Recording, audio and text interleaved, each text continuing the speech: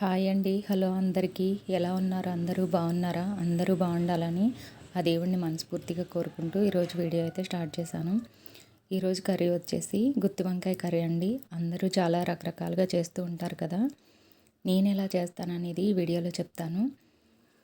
ముందుగా stove on చేసి బాండీ పెట్టుకుని అందులో 1 టేబుల్ స్పూన్ పల్లీలు, 1 టీ స్పూన్ శనగపప్పు, 1 టీ స్పూన్ మినపప్పు, 1 టీ స్పూన్ జీలకర్ర, అలాగే 1/2 టీ స్పూన్ మెంతులు, కొన్ని పచ్చి కొబ్బరి ముక్కలు, 1 ఇంచ్ దాల్చిన చెక్క, 4 లవంగ మొగ్గలు, 1 ఇలాచీ వేసుకుని కొంచెం దోరగా వేయించుకోవాలి. లాస్ట్లో దించే ముందు నువ్వులు వేసుకోవాలి 1 టీ స్పూను. ముందు వేస్తే మాడిపోతాయి. లాస్ట్లో వేసుకుని స్టవ్ ఆఫ్ చేసుకుని చల్లారనివ్వాలి. స్టవ్ మీద వేరొక బాండీ పెట్టుకుని 2 మీడియం సైజు ఉల్లిపాయలు తీసుకుని పొడవుగా కట్ చేసుకుని వేసుకుని, అలాగే మీడియం సైజు ఒక టమాటా ముక్కలుగా కట్ చేసి వేసుకుని ఇవి 2 ఆయిల్లో మగ్గించుకోవాలి. అలాగే కొంచెం చింతపండు వేసుకుని స్టవ్ ఆఫ్ చేసుకుని అవి కూడా చల్లారనివ్వాలి. మనం ముందుగానే వేయించుకున్న పల్లీల మిశ్రమాన్ని మిక్సీ గిన్నెలో వేసుకుని కొంచెం ఉప్పు వేసుకుని మిక్సీ పట్టుకోవాలి.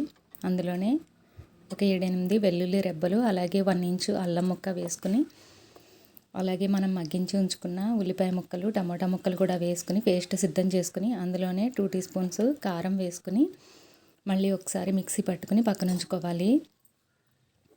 ఇప్పుడు కొంచెం నీళ్లు తీసుకుని ఒక గిన్నెలో ఉప్పు వేసుకుని మనం 4 భాగాలుగా కట్ చేసి ఉంచుకున్న వంకాయ ముక్కలను వేసుకుని మనం ముందుగానే సిద్ధం చేసి ఉంచుకున్న మసాలా మిశ్రమాన్ని వంకాయల్లో స్టఫ్ చేసుకుని పక్కన పెట్టుకోవాలి.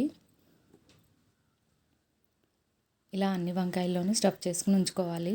ఇప్పుడు స్టవ్ ఆన్ చేసుకుని బాండీ పెట్టుకుని ఆయిల్ వేసుకుని 1 టీ స్పూన్ జీలకర్ర, 1 టీ స్పూన్ ఆవాలు, అలాగే కొంచెం కరివేపాకు, కొంచెం పసుపు, 1/2 టీ స్పూన్ పసుపు వేసుకుని ఇప్పుడు మనం స్టఫ్ చేసి ఉంచుకున్న వంకాయలను వేసుకుని మూత పెట్టుకుని ఒక 5 నిమిషాల పాటు రంగు మారే వరకు మగ్గించుకోవాలి.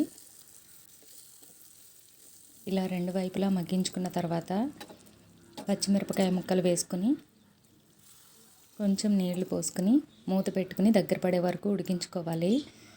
ఇవి ఆయిల్లో మగ్గిపోతాయి కాబట్టి ఎక్కువ వాటర్ వేసుకోకూడదు.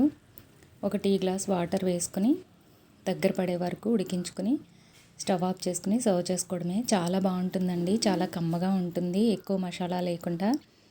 అలాగే ముక్క కూడా చెదరవకుండా చక్కగా వస్తుంది. ఇలా ఒకసారి ట్రై చేసి చూడండి. నచ్చితే లైక్ చేయండి. అలాగే మన ఛానల్ని సబ్స్క్రైబ్ చేసుకోండి.